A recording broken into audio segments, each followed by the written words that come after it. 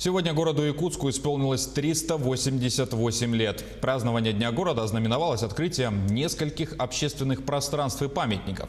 Одним из них стала установка стелы на территории Парка Победы. Монумент посвящен 75-летию Победы в Великой Отечественной войне и является отправной точкой обустройства всей территории парка. Ее планируется завершить к 2022 году, к столетию Республики Саха-Якутия.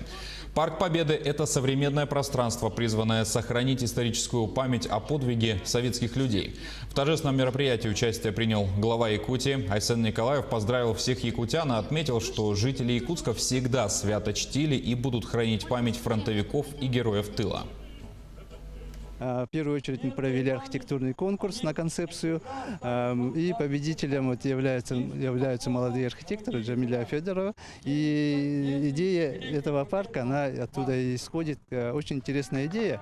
Это фронтовые письма. То есть мы показываем о том, что наши солдаты, которые ковали войну, они переписываются со своими семьями.